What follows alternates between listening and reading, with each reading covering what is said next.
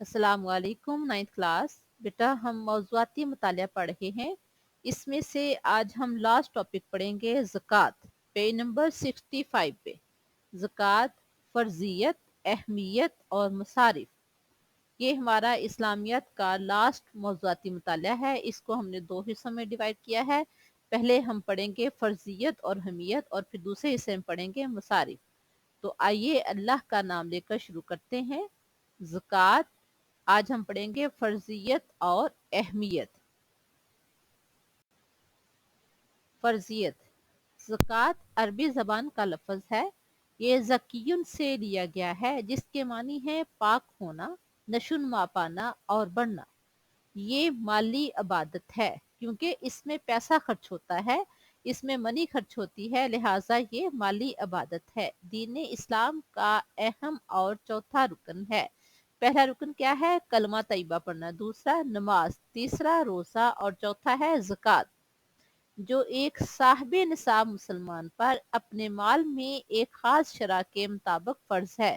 صاحب نصاب مسلمان، جیسے زکوٰۃ کس پہ فرض ہے؟ جس کے پاس 7.5 تولے یا اس سے زیادہ زیور ہے اور اس کو اس کے پاس پڑے ہوئے 1 سال ہو گیا ہے تو اس پر زکوٰۃ فرض ہے. اسی طرح 52 تولے چاندی پر زکوٰۃ فرض ہے اور اس کو چاندی کو اس شخص کے پاس پڑے ہوئے 1 سال گزر گیا ہو. یعنی وہ شرح، وہ نصاب جو اللہ نے مقرر کیا ہے وہ کسی شخص کے پاس 1 سال سے پڑا ہے تو لہٰذا اس پر زکوٰۃ فرض ہو جاتی ہے. 7.5 تولے سونا اور 52 تولے چاندی. اس طرح سے پیسے کی بھی اماؤنٹ ہے اور مختلف چیزوں کی علیحدہ علیحدہ تفصیلات اللہ اور اس کے پیغمبر نے بتا دی ہیں. لیکن اس نصاب کو اس شخص کے پاس پڑے ہوئے جب سال گزر جائے تو پھر اس پر زکوٰۃ فرض ہو جاتی ہے. زکوٰۃ ادا کرنے سے مال میں برکت پیدا ہوتی ہے. زکوٰۃ ادا کرنے سے مال کم نہیں ہوتا بلکہ برکت پیدا ہوتی ہے، اور یہ ثبوت ہمیں اللہ تعالیٰ کے قرآن پاک میں سے سورہ بقرہ کی آیت نمبر 276 میں مل رہا ہے. اللہ تعالیٰ کا فرمان ہے یمحق اللہ الربا ویربی الصدقات. یمحق اللہ الربا، اللہ تعالیٰ سود کو مٹاتا ہے، ویربی الصدقات اور صدقات کو بڑھاتا ہے. جو بھی ہم اللہ کے راستے میں خرچ کرتے ہیں اللہ تعالیٰ اس کو کئی گنا بڑھا کر ہمیں دیتے ہیں. اور اللہ نے خرچ کرنے کو وَأَقْرِضُوا اللَّهَ قَرْضًا حَسَنًا کا نام دیا ہے. جو خرچ کرتے ہیں وہ اللہ کے ذمہ ہم قرض دے رہے ہیں جو اللہ تعالیٰ کئی گنا بڑھا کر ہمیں واپس کرے گا. زکوٰۃ ادا کرنے سے آخرت میں اجر و ثواب ملتا ہے. زکوٰۃ نہ ادا کرنا بہت بڑا گناہ ہے. قرآن کریم میں اکثر مقامات پر نماز اور زکوٰۃ کی ادائیگی اور ان کی فرضیت کا حکم ایک ساتھ آیا ہے. اللہ تعالیٰ کا ارشاد ہے، سورہ بقرہ کی آیت نمبر 243 ہے، اقیم الصلاۃ و آتوا الزکوٰۃ، نماز قائم کرو اور زکوٰۃ ادا کرو.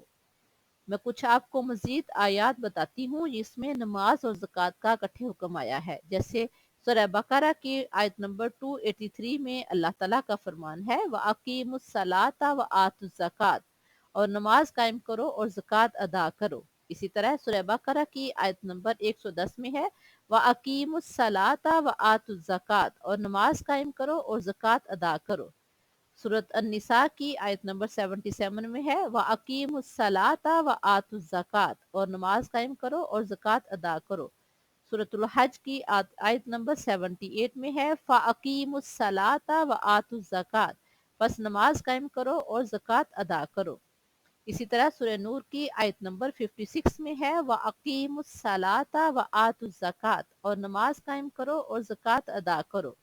اسی طرح سورہ مجادلہ کی آیت نمبر 13 میں ہے فَأَقِیمُوا الصَّلَاةَ وَآتُوا الزَّکَاةَ، پس نماز قائم کرو اور زکوٰۃ ادا کرو. سورہ مزمل کی آیت نمبر 20 میں ہے اللہ تعالیٰ فرما رہے ہیں وَأَقِیمُوا الصَّلَاةَ وَآتُوا الزَّکَاةَ، اور نماز قائم کرو اور زکوٰۃ ادا کرو. یعنی اللہ تعالیٰ نے مختلف مقامات میں نماز اور زکوٰۃ کا اکٹھے حکم دیا ہے. زکوٰۃ ادا کرنا ہر مسلمان پر فرض ہے جس کے پاس مال ہو اور وہ ایک خاص شرح کے مطابق اس نے ادا کرنی ہے. یعنی یہاں نماز کا ذکر آیا ہے فرائض میں سے، وہاں ساتھ ہی زکوٰۃ کا بھی اللہ تعالیٰ نے حکم دیا ہے۔ زکوٰۃ کی اہمیت۔ زکوٰۃ کی اہمیت اس واقعہ سے ظاہر ہوتی ہے کہ جب ایک مرتبہ ایک گروہ رسول اللہ صلی اللہ علیہ وسلم کی بارگاہ نبوت میں حاضر ہوا اور اسلام کی تعلیمات دریافت کی، تو آپ صلی اللہ علیہ وآلہ وسلم نے اعمال میں سب سے پہلے نماز اور پھر زکوٰۃ کا ذکر فرمایا۔ نماز کے بعد جو سب سے چیز زیادہ اہم فرمائی ہے وہ کیا ہے؟ زکوٰۃ۔ رسول اللہ صلی اللہ علیہ وآلہ وسلم کی رحلت کے بعد، یعنی جب پیارے پیغمبر صلی اللہ علیہ وسلم دنیا سے رخصت ہو گئے ہیں، تو حضرت ابوبکر رضی اللہ عنہ کے دور خلافت میں کچھ لوگوں نے زکوٰۃ ادا کرنے سے انکار کیا، تو حضرت ابوبکر رضی اللہ عنہ نے ان کے خلاف جہاد کیا۔ حضرت ابوبکر رضی اللہ عنہ نے فرمایا تھا، اللہ کی قسم، جو شخص بھی پیارے پیغمبر صلی اللہ علیہ وسلم کے زمانے میں ایک بکری کی رسی کے برابر بھی زکوٰۃ دیتا تھا، میں اس سے اتنی ہی زکوٰۃ وصول کروں گا۔ یعنی حضرت ابوبکر صدیق رضی اللہ عنہ نے زکوٰۃ نہ ادا کرنے والوں کے خلاف جہاد کیا تھا۔ زکوٰۃ ادا نہ کرنے والوں کے خلاف قرآن نے سخت وعید سنائی ہے، جس کا اندازہ قرآن کریم کی ان آیات سے لگایا جا سکتا ہے۔ جن پر زکوٰۃ فرض ہے اور وہ زکوٰۃ ادا نہیں کرتے، ان کو جو عذاب کا وعدہ کیا ہے وہ کیا ہے؟ آئیے دیکھیں۔ سورۃ توبہ کی آیت نمبر 34 میں اللہ تعالیٰ کا فرمان ہے، جو لوگ سونا چاندی سین کر جمع کر کے خزانہ بنا کر رکھتے ہیں، الذین یکنزون الذہب والفضة ولا ينفقونها فی سبیل اللہ، اور اسے اللہ کے راستے میں خرچ نہیں کرتے، فبشرہم بعذاب علیم، تو انہیں دردناک عذاب کی خبر سنا دیجیے۔ جن کو اللہ تعالیٰ نے مال دیا ہے، سونا چاندی دی ہے، پیسے دیے ہیں، وہ انہیں اللہ کی راہ میں خرچ نہیں کرتے بلکہ جمع کر کے اپنے پاس رکھتے ہیں، تو اللہ تعالیٰ نے فرمایا ہے انہیں دردناک عذاب کی خبر سنا دیجیے۔ یوم یحمى علیہا فی نار جہنم، اس قیامت کے دن اس سونے اور چاندی کو جہنم کی آگ میں تپایا جائے گا۔ جو سونا چاندی اور پیسے جمع کرتے رہے، اسے جہنم کی آگ میں تپایا جائے گا۔ ان کے پہلو، ان کی پشتیں اور ان کے چہرے اس کے ساتھ داغے جائیں گے، اور کہا جائے گا، یہ ہے وہ خزانہ تم اپنے لیے جمع کر کے لائے ہو۔ یعنی جو تم خزانہ جمع کرتے رہے ہو، جو لائے تھے، آج اس کا مزہ چکھو، جو تم جمع کرتے رہے تھے، جو مال و دولت تم جمع کرتے رہے اور اسے اللہ کے راستے میں خرچ نہیں کرتے رہے، اب اس کا مزہ چکھو۔ سونا چاندی جمع کر کے رکھا اور اسے اللہ کے راستے میں خرچ نہ کیا، تو وہی جہنم کی آگ میں تپا کر ان کے چہروں، ان کی پشتوں اور ان کے پہلوؤں کو اس سے داغا جائے گا۔ اللہ تعالیٰ سے دعا ہے اللہ تعالیٰ جہنم کے عذاب سے ہمیں محفوظ فرمائے، آمین۔ زکوٰۃ سماجی فلاح و بہبود کا بہترین ذریعہ ہے۔ زکوٰۃ کے ذریعے معاشرے کے محروم اور مفلس لوگوں کی کفالت ہوتی ہے۔ سورۃ الذریات میں اللہ تعالیٰ کا فرمان ہے، آیت نمبر 19 میں اللہ تعالیٰ فرما رہے ہیں، وَفِي أَمْوَالِهِمْ حَقٌّ لِلسَّائِلِ وَالْمَحْرُومِ، اور ان کے مالوں میں حق ہے سائل اور محروم کا۔ یعنی کن کے مالوں میں؟ ہمارے مالوں میں اللہ تعالیٰ نے اگر ہمیں توفیق دی ہے، ہمیں مال دیا ہے، تو ہمارے مالوں میں محروم اور سائلین کا اللہ تعالیٰ نے حق رکھا ہے، لہٰذا ہم پر فرض ہے کہ ہم اپنے مال میں سے اللہ کے راستے میں خرچ کریں۔ جب صاحب حیثیت انسان اللہ کے راستے میں خرچ کرے گا، تو اس طرح معاشرے میں نفرت و انتقام کی بجائے ہمدردی و احترام اور باہمی محبت کے جذبات کو فروغ حاصل ہوتا ہے۔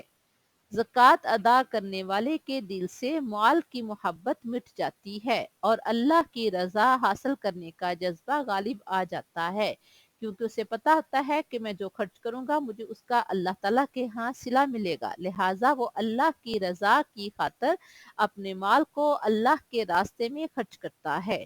اللہ تعالیٰ کا فرمان ہے، سورۃ توبہ کی آیت نمبر 103 میں اللہ تعالیٰ فرما رہے ہیں، अपने पैगंबर सल्लल्लाहु अलैहि वसल्लम से खुज़ मिन अमवालिहिम, उनके मालों में से लो, तो ताहिरुहुम व तुज़क्कीहिम, उन्हें पाक साफ करो। यानी आप उनके मालों में से लेकर उन्हें ज़ाहिरी और बातिनी तौर पर पाक साफ करें। यानी उनकी जब वो अल्लाह के रास्ते में खर्च करेंगे तो यकीनन उनका दिल पाक साफ होगा।